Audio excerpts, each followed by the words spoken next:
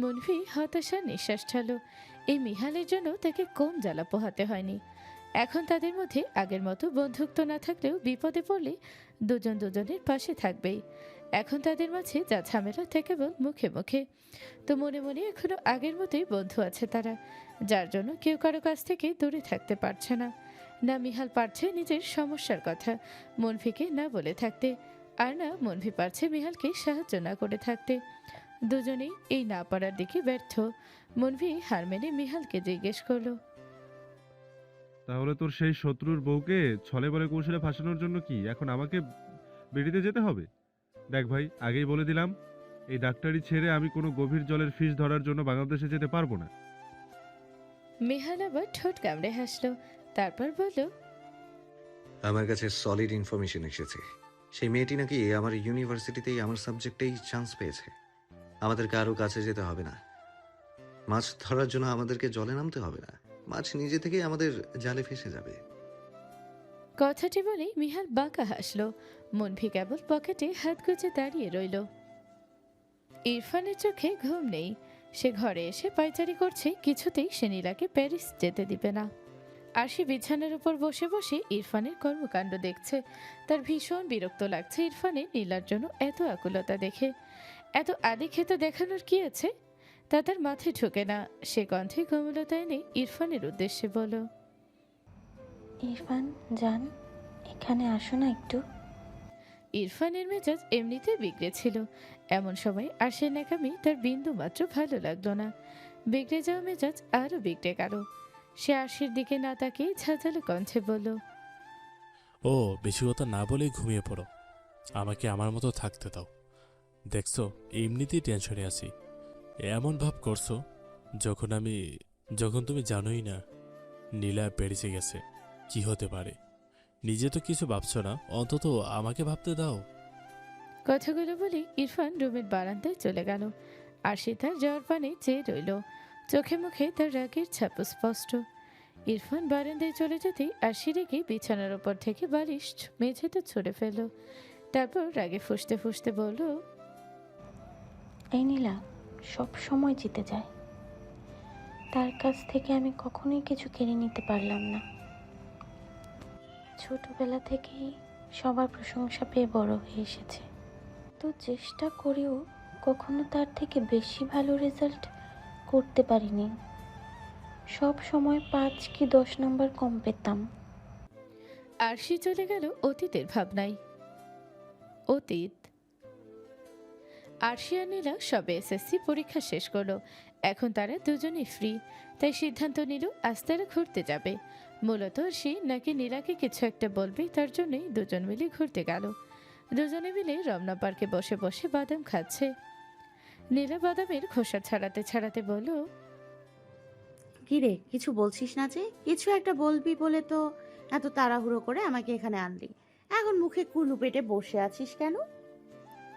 আরশি কিছুটা লজ্জা পেল নীলার কথায়। তারপর যেই না কিছু বলতে যাবে অমনি তাদের স্কুলে পড়তো এক সিনিয়র এসে নীলাকে উদ্দেশ্য করে বলল, আরে নীলা, এইখানে যে? অনেক দিন পর দেখা হলো।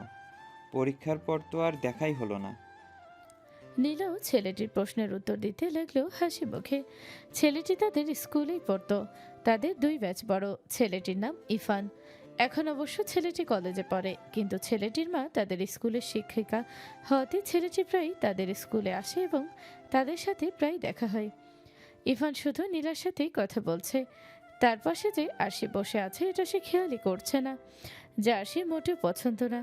আশি ক্লাস 7 থেকে ইফানকে পছন্দ করত। একবার সবাই মিলে পিকনিকে গিয়েছিল স্কুল থেকে, এবং জুনিয়রদের 6 জন করে টিম করা হয়।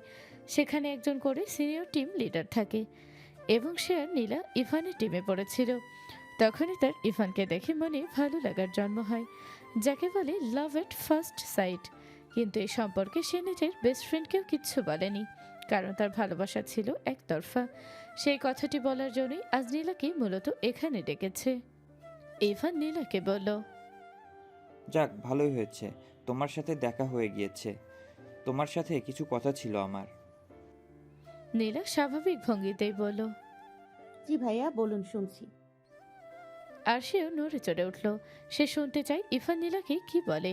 ইভান দীর্ঘশ্বাস নিয়ে সাহস জোগায়, তারপর নীলার চোখে চোখ রেখে বলল, সালটা ছিল আমি ক্লাস 9-এ পড়তাম। সবসময় লেখাপড়া নিয়ে ব্যস্ত ছিলাম, কখনো প্রেমে জড়াইনি। কিন্তু জানি না পিকনিকে গিয়ে কি করে ছোট্ট একটা মেয়ের মায়ে জড়িয়ে পড়লাম। কথাগুলো বলে ইভান থামলো। সামনে যা বলতে যাচ্ছে তার জন্য আরো সাহস জুগিয়ে নিল। নীলা অবুঝের মতো ইভানের দিকে তাকিয়ে রইল, আর আরশি কিছু একটা আন্দাজ করে অবাক দৃষ্টিতে তাকিয়ে রইল। তার মনে এক অদ্ভুত ভয় ঢুকে গেল, নিজের ভালোবাসার মানুষটিকে হারানোর ভয়। ইভান আবার বলতে শুরু করলো, এই ছোট্ট মেয়েটি আর কেউ নয়, বরং তুমি। সেই পিকনিকে যখন তুমি আমার টিমে পড়েছিলে, তখনই তোমাকে দেখে তোমার মায়ায় জড়িয়ে গিয়েছিলাম। নীলার চোখে বিস্ময় ফুটে উঠল, আর আরশি তার হাত পা রীতিমতো কাঁপতে শুরু করলো। ক্লাস 7 থেকে যাকে ভালোবেসে আসছে, সেই মানুষটি আজ তার সামনে তার বেস্ট ফ্রেন্ডকে নিজের ভালোবাসার কথা প্রকাশ করছে। এটা যেন সে মানতেই পারল না। অশ্রুসিক্ত নয়নে তাকিয়ে রইল ইভানের দিকে। নীলা কিছু বলার ভাষা পাচ্ছে না। পিকনিকের দিন যখন ইভান তার অনেক কেয়ার করেছিল, তখন সে ইভানকে নিজের বড় ভাইয়ের মতো দেখেছিল। ইভানের প্রতি তার মনে সম্মান তৈরি হয়েছিল। এর বেশি আর কিছুই না, কারণ সে তো তার ইরফান ভাইকে ভালোবাসে। ইভান আবার বলতে শুরু করলো, এরপর থেকে সারাক্ষণ তুমি আমার মনের ঘরে বসবাস করতে। অনেক কষ্টে পড়াশোনাতে মনোযোগ দিতে হতো আমার। আমি আগে রেগুলার স্কুলে যেতাম না, কিন্তু সেই পিকনিকের পরের দিন থেকে আমি রেগুলার স্কুলে যাওয়া শুরু করেছিলাম। তুমি যেখানে প্রাইভেট পড়তে, তোমার পেছনে পেছনে সেখানেই চলে যেতাম। আমার বাসা দক্ষিণের দিকে থাকা সত্ত্বেও তোমার বাসা পশ্চিমের দিকে ছিল বলে স্কুল শেষে প্রতিদিন তোমার পেছন পেছন যেতাম। আমি স্কুলে না আসলে তোমার বাড়ির সামনে গিয়ে ঘোরাঘুরি করতাম, কেবল তোমাকে এক নজর দেখার জন্য। আই লাভ ইউ নীলা, আমি তোমাকে ভীষণ ভালোবাসি। আমাকে কি একটা সুযোগ দেওয়া যায়? আরশি আর বসে থাকতে পারল না। হাত পা তার অবশ হয়ে আসছে। সে কিছু না বলে সেখান থেকে দৌড়ে এসে পড়ল। নীলা আরশিকে এভাবে চলে যেতে দেখে অবাক হয়ে গেল এবং নিজেও বসা থেকে উঠে পড়ল। তখনই ইভান বলল, হয়তো তোমার বেস্ট ফ্রেন্ড আমাদেরকে প্রাইভেসি দিতে চায়। নীলারও তাই মনে হলো এবং সে ইভানের দিকে তাকিয়ে শান্ত কণ্ঠে বলল, দেখুন ভাইয়া, আমি কখনোই আপনাকে এমন চোখে দেখিনি। পিকনিকের দিন আপনি অনেক ভালো ব্যবহার করেছিলেন, অনেক কেয়ার করেছিলেন, তাই আপনার জন্য আমার মনে সম্মান জন্মেছিল।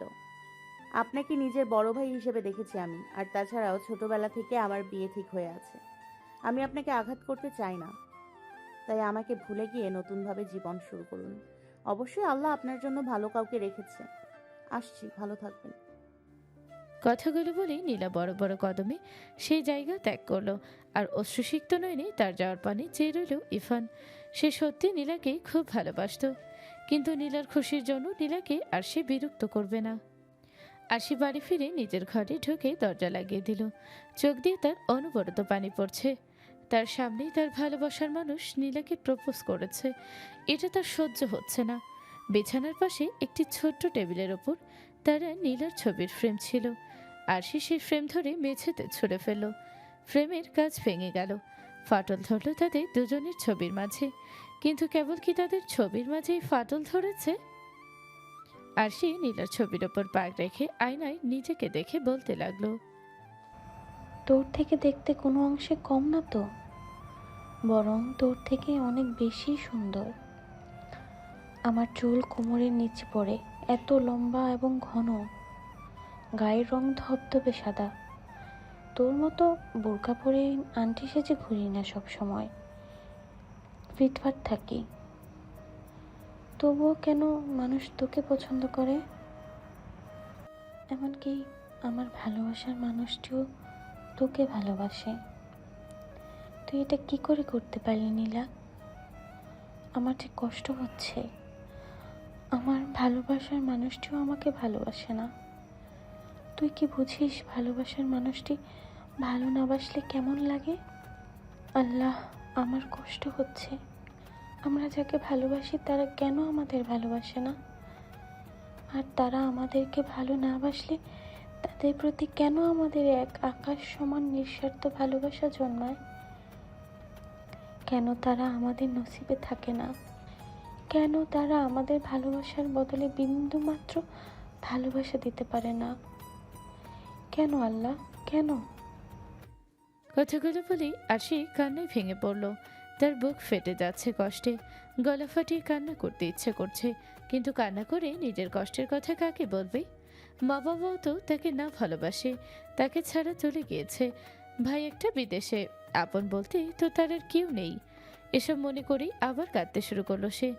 অনেকক্ষণ কান্না করার পর থামলো, তারপর আবার টেবিলের উপর রাখা আরেকটি ছবির ফ্রেমের দিকে তার চোখ গেল। সেখানে সে, নীলা আর ইরফান। মূলত ইরফান প্যারিসে যাওয়ার আগে নীলাকে নিয়ে ঘুরতে গিয়েছিল এবং তাদের সাথে আরশিও যায়। তখনই এই ছবিটি তোলা হয়েছিল এবং তিনজন মিলে এই ছবিটির ফ্রেম বের করলো। আরশি ছবিটির ফ্রেম হাতে নিল, তার মুখে বাঁকা হাসি ফুটে উঠল। সে ছবির ফ্রেম থেকে ছবিটি বের করলো, তারপর নীলার ছবি সাইডে থেকে ছিঁড়ে ফেলল। আরশি মাঝখানে ছিল, তার এক পাশে নীলা এবং অন্য পাশে ইরফান ছিল। সে ড্রয়ার থেকে ম্যাচলাইট বের করে নীলার ছবিতে আগুন লাগিয়ে দিয়ে বলতে শুরু করলো, তুই যেমন আমার ভালোবাসার মানুষকে আমার কাছ থেকে কেড়ে নিয়েছিস, আমিও ঠিক তেমনি তোর কাছ থেকে তোর ভালোবাসার মানুষকে কেড়ে নেব। দিন শেষে তুই তো আমার বেস্ট ফ্রেন্ড, তাই না? তাই যেমন সুখে দুজন একসাথে থেকেছি, তাহলে দুঃখে কেন আমি একা থাকবো? তোকেও আমি যেই পরিমাণ কষ্ট যন্ত্রণা পেয়েছি, সেই পরিমাণ কষ্ট যন্ত্রণা অনুভব করাবো। কথাগুলো বলেই সে পাগলের মতো হাসতে লাগলো। তারপর আবার নীলার সাথে স্বাভাবিকভাবে কথা বলতে শুরু করলো। তার ভাই প্যারিসেই থাকে আর এখন ইরফানও প্যারিসে থাকে, তাই তার প্ল্যান মাফিক কাজ করতে সুবিধা হবে। নীলা তাকে সেদিন কেন চলে এসেছে এই কথা জিজ্ঞেস করতেই সে বাহানা দিয়ে বলল, আমি তোদেরকে প্রাইভেসি দিতে চেয়েছিলাম। তারপর নীলা সেদিনের সম্পূর্ণ ঘটনা খুলে বলল। কিন্তু তারপরেও আরশির মনে নীলার প্রতি খুব হিংসা কোনোটাই কমল না। নীলা যখন আবার জিজ্ঞেস করলো, তুই সেদিন আমাকে কিছু একটা বলবি বলছিলি, এখন বল কি বলবি? আরশি বাঁকা হেসে বলল, আমি প্যারিসে যাচ্ছি। ভাইয়া অনেক আগে আমার জন্য পাসপোর্ট করতে দিয়েছিল, যাতে তার কাছে মন চাইলেই যেতে পারি। পাসপোর্ট হয়তো সপ্তাহখানেকের ভেতর চলে আসবে, তারপর আমি প্যারিসে চলে যাব। এইটা শুনে নীলা কিছুটা কষ্ট পেল, কারণ তার বেস্ট ফ্রেন্ড তাকে ছেড়ে চলে যাবে। কিন্তু পরক্ষণে উৎফুল্ল হয়ে বলল, ইরফান ভাইয়াও তো তোর ভাইয়া, যেখানে আছে সেখানেই আছে। ভালো হয়েছে, সেখানে গিয়ে তার ওপর নজরদারি করতে পারবি। আরশি কেবল হাসলো। বর্তমান এইসব কথা ভাবতে ভাবতে আরশি অতীত থেকে ফিরে এলো। চোখ দিয়ে তার 2 ফোঁটা অশ্রু গড়িয়ে পড়ল। নিজেকে ধাতস্থ করে বলল, কখনো ভালোবাসা পাইনি নীলা। তোর সাথে বন্ধুত্ব হবার পর তোর থেকে এবং তোর পরিবার থেকে অনেক ভালোবাসা পেয়েছি, কিন্তু তুই আমার ভালোবাসার মানুষটিকে আমার কাছ থেকে কেড়ে নিয়েছিস। তাই আমিও তোর কাছ থেকে তোর ভালোবাসার মানুষকে কেড়ে নিলাম। মাঝে মাঝে খুব কষ্ট হয় আমাদের পুরনো দিনের কথা মনে পড়তে, কিন্তু তোর প্রতি যে ক্ষোভ মনে তৈরি হয়েছে তা কখনো আমাকে দুর্বল করে না, বরং তোর প্রতি ঘৃণা আরও জন্মায়। তোর জীবনকে আরও অগোছালো করে দেব আমি। জানি না এই লড়াই কতদিন লড়তে হবে, কিন্তু তবুও আমি হার মানব না। ইরফান বারান্দার চেয়ারে বসে বসে ভাবছে নিজের অতীতের কাজ, কাকে প্যারিসে ঠকিয়েছিল, কিভাবে ঠকিয়েছিল। সেই সব ভাবতেই গায়ে লোম দাঁড়িয়ে যায় তার। নীলাকে সে হাতছাড়া করতে পারবে না। যেভাবেই হোক নীলার প্যারিসে যাওয়া আটকাতে হবে। সে নিজের মাথার চুল খামচে ধরল এবং একা একা বিড়বিড় করতে লাগলো, কি করে আমি আটকাই? হঠাৎ তার মাথায় একটা দুষ্ট বুদ্ধি আসলো। সঙ্গে সঙ্গে ফোন বের করে নিজের এক বন্ধুকে কল লাগালো। তার বন্ধু কল ধরতেই সে বলল, যত তাড়াতাড়ি সম্ভব কিছু লোকের ব্যবস্থা করো যারা অ্যাক্সিডেন্ট করবে। এইটা এটা এটা করিস না, কোনো সিরিয়াস কিছু না, আমার অ্যাক্সিডেন্ট করতে হবে। সিরিয়াস অ্যাক্সিডেন্ট না, মোটামুটি যাতে ইনজুরি হই এমন। তুই তাড়াতাড়ি লোক জোগাড় কর, যাতে আমি যখন চাই তখনই এটা সম্ভব হয়। তার বন্ধু কিছু জানতে চাইলে সে বলল, যেটা বলছি সেটা কর আগে, সব পরে বুঝিয়ে দেব। বলেই ফোন কেটে দিল। তারপর নিজে নিজেই বলতে লাগলো, অনেক উঁচুতে উঠেছ তুমি নীলা পাখি। তোমার ডানা কিভাবে কেটে তোমার ওরা বন্ধ করতে হয় তা আমি ইরফান মির্জা খুব ভালো করেই জানা আছে। তোমার ওরা বন্ধ করার জন্য না হয় নিজের পা বা হাত ভেঙে কিছুদিন বেঁটে থাকলাম, তাতে আমার কোনো সমস্যা নেই। কিন্তু তোমাকে যেভাবেই হোক নিজের অতীত থেকে অজানা রাখবো আমি। এমনকি তোমার না জানা এক অতীত আছে, সেই অতীত থেকেও আমি অজানা রাখবো। কথাগুলো বলেই সে হাসলো। টকবক টকবক করে ঘোড়া ছুটিয়ে যাচ্ছে মিহাল খান। প্রফেসরের পাশাপাশি যদি তার আরেকটি পরিচয় থাকে, সেটা হলো একজন অভিজ্ঞ হর্স রাইডার। হর্স রাইডিং করতে তার বেশ ভালো লাগে। যেখানে এই যুগে এসে সবাই বাইক রাইডিং করে, সেখানে এখনও সে হর্স রাইডিং করতে বেশি স্বাচ্ছন্দ্য বোধ করে। ভার্সেলস বলতে সাধারণত ফ্রান্সের প্যারিসের কাছে অবস্থিত বিখ্যাত প্যালেস অফ ভার্সেলস। প্যালেস অফ ভার্সেলস বা ভার্সেল প্রাসাদকে বোঝানো হয়। সে সেখানে নিজের ঘোড়া দৌড়াচ্ছে, কপাল পেয়ে ঘাম গড়িয়ে পড়ছে। পরনে তার কালো প্যান্ট, অ্যাশ কালারের টি শার্ট এবং তার উপর কালো কালারের জ্যাকেট। খুব জোরে ছোটাচ্ছে সে ঘোড়া। এরকম পর্যাপ্ত সময় নিয়ে প্র্যাকটিস করে সে থামলো। খুব সাবধানতা অবলম্বন করে ঘোড়ার ওপর থেকে নেমে পড়ল। তারপর ঘোড়ার মাথায় হাত বুলিয়ে দিয়ে কপালে চুমু খেলো। মা বাবার পর সেটা নরম দিক কেবল মুনফিকে দেখাতো। কিন্তু তাছাড়াও যদি তার নরম দিক সম্পর্কে কারো জানা থাকে, সেটি হলো তার ঘোড়া মুন্স শ্যাডো। কোনো এক রাতের আধারে তার সামনে চাঁদের ছায়া হয়ে এসেছিল এই ঘোড়া, তাই ঘোড়াটির নাম সে দিয়েছে মুন্স শ্যাডো। মুন্স শ্যাডোর সাথে আরও কিছুক্ষণ সময় ব্যয় করে তারপর সেখান থেকে বের হয়ে গেল। এবং সেখান থেকে বের হতে না হতেই তার মুখে আবার সেই আগের গাম্ভীর্য ফুটে উঠল, যেন তাকে দেখলেই যে কোনো মানুষ নিঃসন্দেহে বলতে পারবে তার মধ্যে কোনো অনুভূতি নেই। অনুভূতি তো দূরের কথা, অনুভূতি দিয়েই হৃদয় থাকে, সেই হৃদয় নেই। কলেজেও তাকে স্টুডেন্ট এবং অন্যান্য তার কলিগরা হার্টলেস হিসেবেই চেনে, অথবা সেলফিশ ম্যান। সে বরাবরই নিজের ভালো আগে বেছে নেয়, কারো কাছে নিজের ভালো দিক সহজে প্রকাশ করে না। তার মতে এগুলো মানুষ সিম্প্যাথি নেওয়ার জন্য করে, কিন্তু সে কারোর সিম্প্যাথি নিতে প্রস্তুত নয়।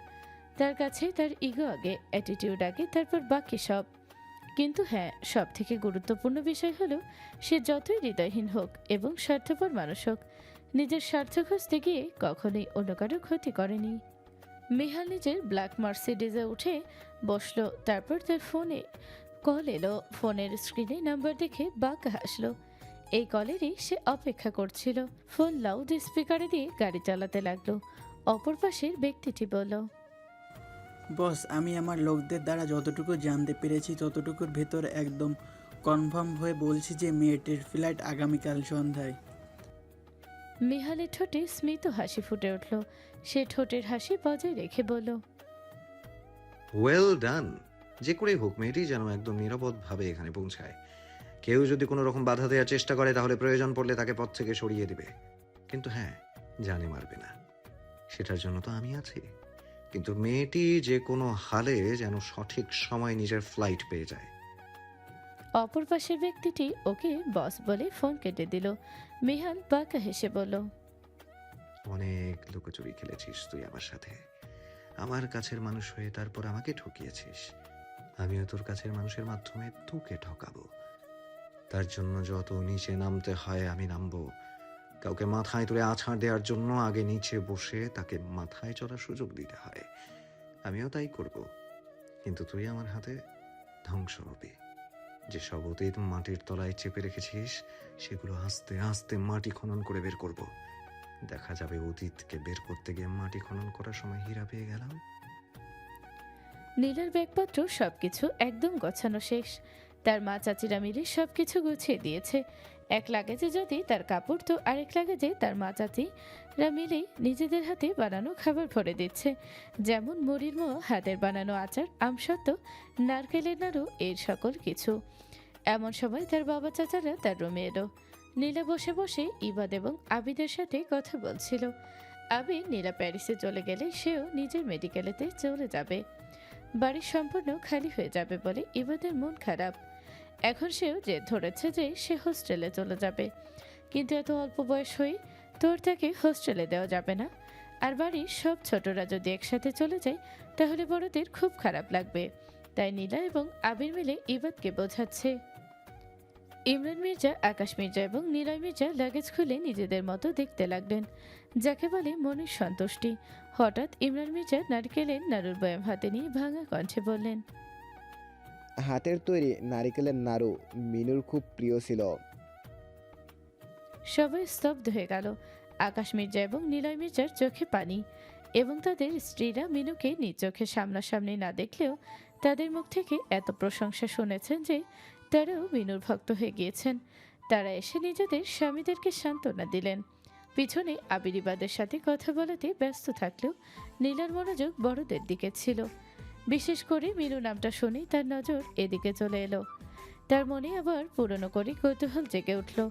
কিছুদিনের ঝামেলা সেই বিষয় সম্পর্কে ভুলে গিয়েছিল। এখানে সবাইকে ব্যস্ত দেখে সে চুপচাপ উঠে পড়ল এবং নিজের বাবার রুমে চলে গেল। তারপর কিছু একটা খুঁজতে লাগলো এবং সেই কাঙ্ক্ষিত বস্তুটি খুঁজেও পেল। দরজার দিকে গিয়ে আরেকবার উকি দিয়ে দেখলো কেউ আসছে কিনা। যখন দেখলো কেউ আসছে না, তখন আবার রুমে এসে কাঙ্ক্ষিত বস্তুটি খুলল। তার চোখ ছানু পড়া হয়ে গেল, চোখ থেকে কয়েক ফোঁটা অশ্রু গড়িয়ে পড়ল। এমন কিছু সে জানতে পারবে তা সে কল্পনা করতে পারেনি।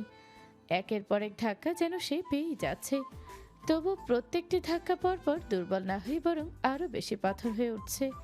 সে কাঙ্ক্ষিত বস্তু জায়গা মতো রাখার আগে নিজের ফোন বের করে প্রয়োজনীয় কিছু ছবি তুলে নিল। তারপর চুপচাপ কাঙ্ক্ষিত বস্তু জায়গা মতো রেখে রুম থেকে বের হয়ে গেল। ইরফান বাড়ির সবাইকে বলে বের হয়েছে। আজ সন্ধ্যায় নীলার ফ্লাইট। এখন সকাল 11টা বাজে। বিকাল 3টার দিকে নীলা এয়ারপোর্টের উদ্দেশ্যে বের হবে। দুপুরের মধ্যেই তার নিজের কাজ সম্পূর্ণ করতে হবে। বাড়ি থেকে বের হয়ে কাউকে কল দিল, তারপর গাড়ি নিয়ে ছুটল নিজের গন্তব্যে। যেভাবেই হোক তাকে নীলার প্যারিসে যাওয়া বন্ধ করতে হবে, নয়তো অনেক বড় বিপদে পড়ে যাবে সে নিজে। আর নীলা দেশে থাকলে তারই লাভ। যেভাবেই হোক নীলার মন গলিয়ে নীলার কাছ থেকে অফিসের নীলার অংশ সে নিজের নামে করবে। যেটা নিয়ে একবার আশা করেছে সেটা সে হাতছাড়া হতে দিবে না। 4 রাস্তার মোড় দিয়ে এসে গাড়ি চালাচ্ছিল, এমন সময় একটা বড় ট্রাক এসে তার গাড়িতে ধাক্কা দিল।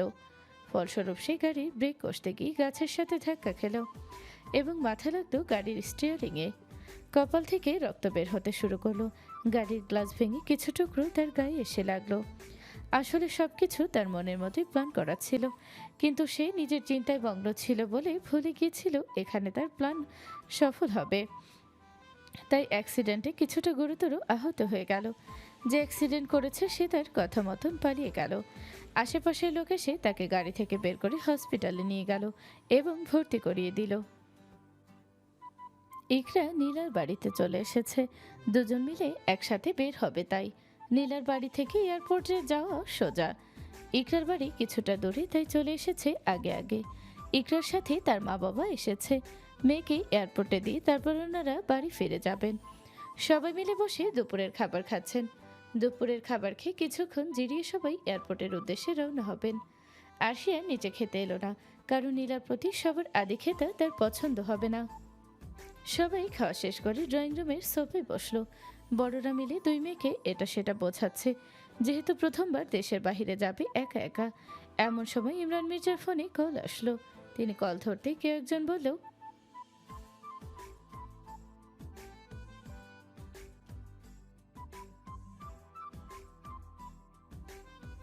কথাটি শুনেই ইমরান মির্জার হাত থেকে ফোন মেঝেতে পড়ে গেল।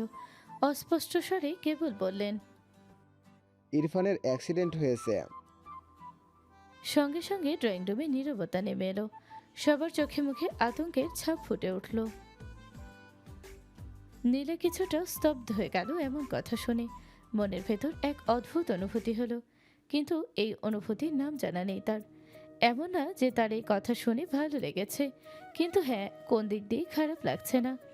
আগে নীলা হলে হয়তো এতক্ষণে কান্নাই ভেঙে পড়তো এই কথা শুনে, কিন্তু এখন তার এতটাই খারাপ লাগছে যতটা একজন অপরিচিত মানুষের খারাপ খবর শুনেও লাগে, কিন্তু এর বেশি তার খারাপ লাগছে না। ইরিন আক্তার যতই ছেলের ওপর রাগ করে থাকুক না কেন, ছেলের অ্যাক্সিডেন্টের কথা শুনে তিনি কান্নায় ভেঙে পড়লেন। তার যারাও তাকে একদিক দিয়ে সামলাচ্ছে তো আরেক দিক দিয়ে নিজেদের চোখের পানি ছড়াচ্ছে। যত যাই হোক, ইরফান বাড়ির বড় ছেলে ছিল। একটু আগেও যে বাড়িতে হাসি তামাশার শব্দ ছিল, এখন সে বাড়িতে কান্নার শব্দ। আরশি কান্নার শব্দ শুনে নিজের রুম থেকে বের হয়ে এলো। হলরুমের এমন অবস্থা দেখে সে কিছুটা অবাক হলো। কিছু না বলে উপর থেকে নিচে নেমে এলো। নিলয় মির্জা বলল, ভাই, এখন কান্নাকাটি করে তো লাভ নেই। আমাদের আগে হসপিটালে গিয়ে দেখতে হবে ইরফান এখন কেমন আছে। আরশি কিছুই বুঝতে পারলো না। সে কৌতূহল দমিয়ে রাখতে না পেরে জিজ্ঞেস করলো, ইরফানের কি হয়েছে? নিলয় মির্জা বলল, এইমাত্র হসপিটাল থেকে কল এসেছিল ইরফানের নাকি অ্যাক্সিডেন্ট হয়েছে। আরশি অবাক হয়ে গেল। ইরফান যখন বাসা থেকে বের হয় তখন তার ঠোঁটে আরশি রহস্যময় হাসি দেখেছিল। আর আরশি খুব ভালো করেই জানে যে ইরফান যেভাবেই হোক নীলাকে প্যারিস যাওয়া থেকে আটকাবে। তাই আরশির বুঝতে সময় লাগলো না যে এসব ইরফানের করা কারসাজি। নীলা দাঁড়িয়ে দাঁড়িয়ে আরশির রিয়াকশন দেখছিল। সে ভেবেছিল আরশি হয়তো কান্না করবে, কিন্তু আরশিকে কোনো প্রতিক্রিয়া করতে না দেখে নীলার খটকা লাগলো। তারপর সেই রাতে ইরফান তাকে প্যারিস যাওয়ার জন্য বারবার নিষেধ করাচ্ছিল, আর ইরফান এবং আরশি তারাও প্যারিসে ছিল। তারপর নীলা নিজের বাবার ঘরে যে কাঙ্ক্ষিত জিনিস পেয়েছিল সেই জিনিস সম্পর্কে সম্পূর্ণ জানতে তাকে প্যারিস যে করেই হোক যেতেই হবে। সেখানে গেলেই সকল রহস্য ভেদ করতে পারবি সে। তাই নীলা তার বুদ্ধির মাধ্যমে বুঝতে পারল এখানে কিছু একটা খটকা আছে। হঠাৎ ইরফানের অ্যাক্সিডেন্ট তার ঠিক হজম হচ্ছে না, আর এবার সে কোনো ছলচাতুরিতে পা দিবে না। নিজেকে তার আরও শক্ত রাখতে হবে। এমন সময় আরশি নিজের হিডেন ট্যালেন্ট দেখাতে শুরু করলো, অর্থাৎ নাটক করতে শুরু করলো। চোখে পানি না থাকা সত্ত্বেও নিজের কণ্ঠ এমন করলো যেন সে এক্ষুনি কেঁদে দিবে। তারপর বলতে শুরু করলো, আমাদের এখানে আর বসে থাকা ঠিক হবে না, এক্ষুনি হসপিটালে যেতে হবে। ইরফান যে সেখানে একা। তারপর নীলার দিকে তাকিয়ে বলল, দেখছিস, তোকে সেই দিন প্যারিসে যাওয়ার জন্য না করেছিল, আর আজ তার অ্যাক্সিডেন্ট হয়ে গেল। এত বাধা বিপত্তি আসার পরেও কি তুই প্যারিস যাবি? তাই আর দেরি না করে চল হসপিটালে যাই। সবাই অবাক হয়ে গেল, কারণ এখন যদি নীলা হসপিটালে যায় তাহলে তার এয়ারপোর্টে আসতে দেরি হয়ে যাবে, আর এয়ারপোর্টে আসতে দেরি হলে তার ফ্লাইট মিস হয়ে যাবে। কারণ হসপিটালের রোড বাম দিকে আর এয়ারপোর্টের রোড ডান দিকে। তাই এখন যদি নীলা হসপিটালে যায় তখন তার এয়ারপোর্টের রাস্তা উল্টো হয়ে যাবে। তখনই নীলা আরশিকে বলল, আমি যদি এখন হসপিটালে যাই তাহলে আমার ফ্লাইট মিস হয়ে যাবে, তাই আমি যেতে পারবো না। তার এই কথা শুনে আরশির মাথায় যেন আকাশ ভেঙে পড়ল। নীলা নাকি হাসপাতালে যাবে না, যেখানে তার প্রাণপ্রিয় ইরফান ভাই ভর্তি। এটা আরশির ঠিক হজম হতে সময় লাগলো, কিন্তু উপস্থিত বাকিদের কোনো হেলদোল দেখা গেল না। ইমরান মির্জা বললেন, তাহলে এক কাজ করে নিলয় আর লায়লার সাথে আবির এবং ইয়াদকে নিয়ে নীলাকে এয়ারপোর্টে পৌঁছে দে। তারপর তোরা সবাই হাসপাতালে আয় এবং আমি বাকিদের নিয়ে এখনই হাসপাতালে চলে যাচ্ছি। সবাই সম্মতি জানালো। এমন সময় আরশি আবার নীলাকে বাধা দেওয়ার জন্য বলল, তোর মনে কি এতটুকু মনুষ্যত্ব নেই? বাড়ির বড় ছেলে হাসপাতালে ভর্তি, আর তুই কিনা প্যারিসে যাওয়ার জন্য উঠে পড়ে লেগেছিস। ছি নীলা, ছি। নীলার এবার রাগ উঠে গেল আরশির কথাই, কিন্তু পরিস্থিতি এখন ঠিক নেই। তাই সে নিজেকে যথাসম্ভব স্বাভাবিক রেখে কণ্ঠে গাম্ভীর্যে বলল, আমি কি ডাক্তার নাকি? আমি হসপিটালে গেলে ইরফান ভাইয়া তাড়াতাড়ি সুস্থ হয়ে যাবে। হসপিটালে গিয়ে কেবল তাকে দেখতে পারবো এবং ভালো মন্দ জিজ্ঞেস করতে পারবো। এইগুলো তো আমি প্যারিস গিয়ে ভিডিও কলে করতে পারি। তাই খামোখা হসপিটালে গিয়ে নিজের প্যারিস যাওয়া বন্ধ করতে পারবো না আমি।